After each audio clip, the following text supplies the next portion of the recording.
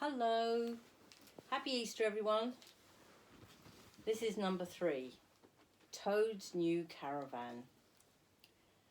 Ratty, said the mole suddenly one bright summer morning, if you please, I would like to ask you a favour. The rat was sitting on the riverbank singing a little song. He had just composed it himself, so he was very taken up with it. I would not pay proper attention to Mole or anything else. Since early morning he had been swimming in the river in company with his friends the ducks. And when the ducks stood on their heads suddenly, as ducks will, he would dive down, tickle their neck, just under where the chin would be if ducks had chins, till they were forced to come up to the surface again in a hurry, spluttering and angry and shaking their feathers at him, for it's impossible to say quite all you feel when your head is under water and you're getting tickled. At last they implored him to go away and attend to his own affairs and leave them to mind theirs. So the rat went away and sat on the riverbank in the sun and made up a song about them, which he called Duck's Ditty. All along the backwater, through the rushes tall, ducks are a-dabbling, up tails all. Ducks' tails, drakes' tails, yellow feet quiver, yellow bills all out of sight, busy in the river.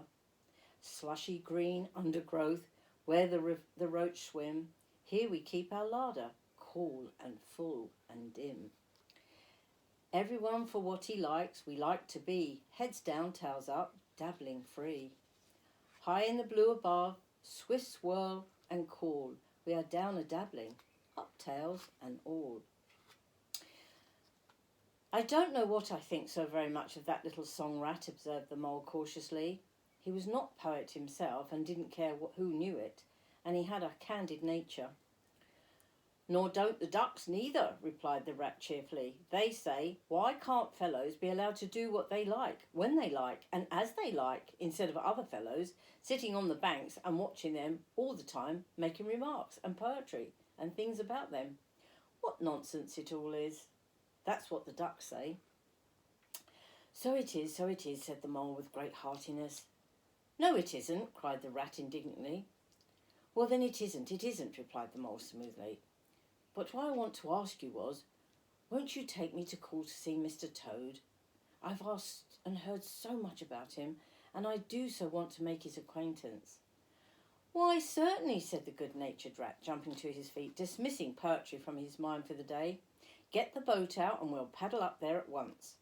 It's never the wrong time to call on Toad. Early or late, he's always the same fellow, always good-tempered, always glad to see you, always sorry when you go. He must be a very nice animal, observed the mole, as he got into the boat, and they took the oars, while the rat settled himself comfortably in the stern. He indeed is the best animal, replied Rat. So simple, so good-natured, and so affectionate. Perhaps he's not very clever, we can't all be geniuses, and it may be that he is both boastful and conceited. But he has got some great qualities, has Toady.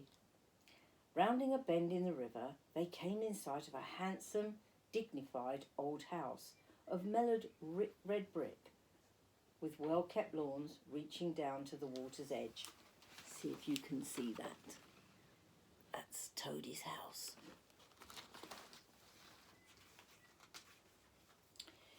There's Toad Hall, said the rat, and that's the creek on the left, where the notice board says, private, no landing allowed, leads to his boathouse. Well, we'll leave the boat. The stables are over there to the right. That's the banqueting hall you're looking at now. Very old, that is. Toad is rather rich, you know, and this is really one of the nicest houses in these parts, though we never admit it as much to Toad.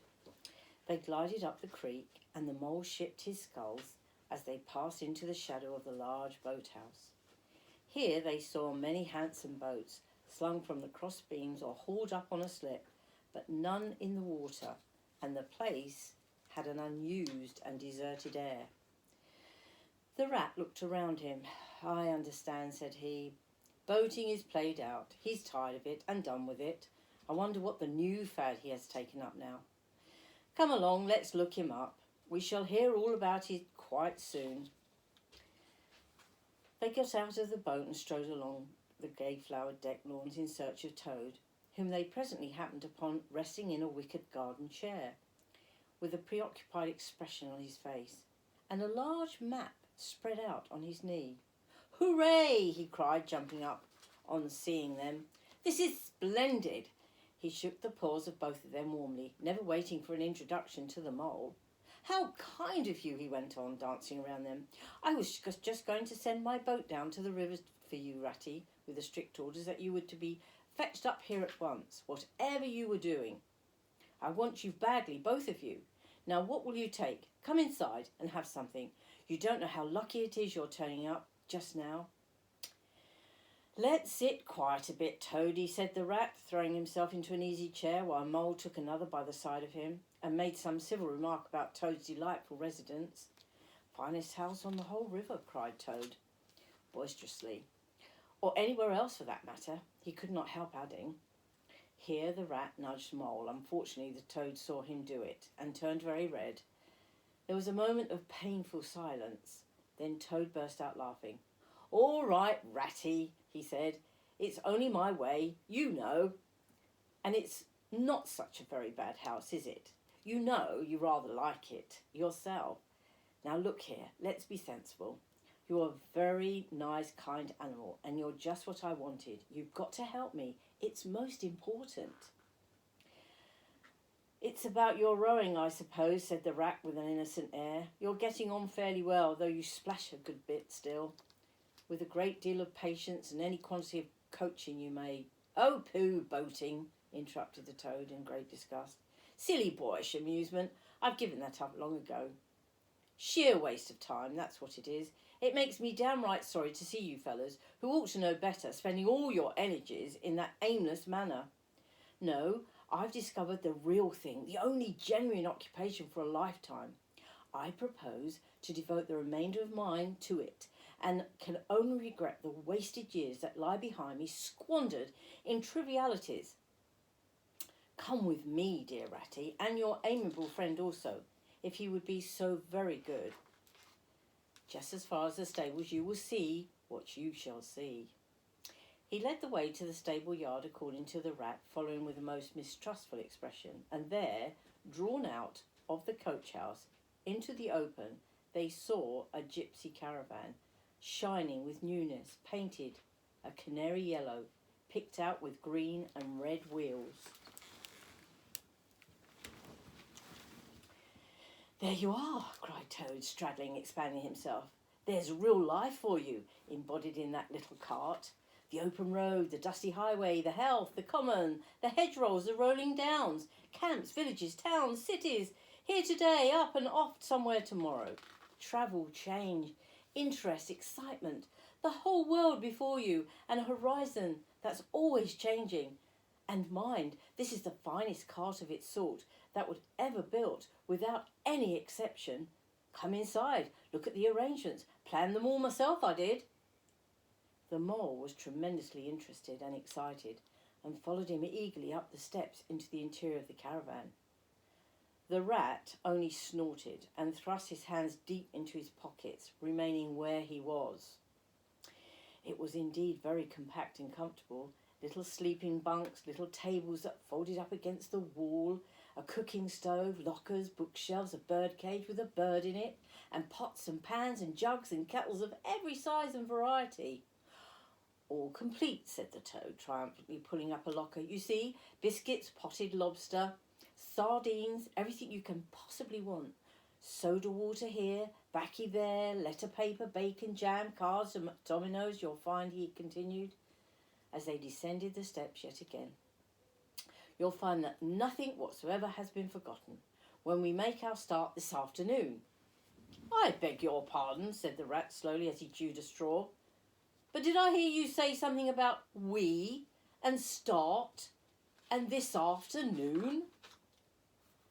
"Now, you dear old good Ratty," said the Toad imploringly, "I don't begin talking in that stiff and sniffy sort of way, because you know you've got to come. I can't possibly manage without you, so please consider it settled, and don't argue. It's the one thing I can't stand.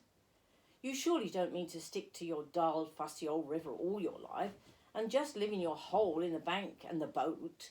I want to show you the world. I'm going to make an animal of you, my boy." "I don't care," said the rat doggedly. "I'm not coming, and that's flat. And I'm going to stick to my old river and live in a hole and boat as I've always done. And what matters more, Mole is going to stick with me and do as I do, aren't you, Mole?" Of course I am," said the Mole loyally. "I'll always stick with you, Rat, and what you say is to be has got to be. All the same, it sounds as if it might have been, well, rather fun, you know," he added wistfully. Poor Mole. The life adventurous was so new to him and so thrilling, and this fresh aspect of it was so tempting, and he had fallen in love first sight with the canary-coloured cart and all its little fitments. The rat saw what was passing in his mind and wavered. He hated disappointing people, and he was fond of Mole, and would do anything almost to oblige him. Toad was watching them both very closely. "Come along in and have some lunch," he said diplomatically, "and we'll talk it over. We needn't decide anything in a hurry, of course. I don't really care. I only wanted to give pleasure to you fellows. You know, live for others. That's my motto in life." During luncheon, which was excellent, of course, as everything at Toad Hall always was, the Toad simply let himself go. Disregarding the rat, he proceeded to play upon the inexperienced Mole as on a harp. Naturally a vulnerable animal, and always mastered by his imagination, he painted the prospects of this trip and joys of the open life and the roadside in glowing colours that Mole could hardly sit in his chair for excitement.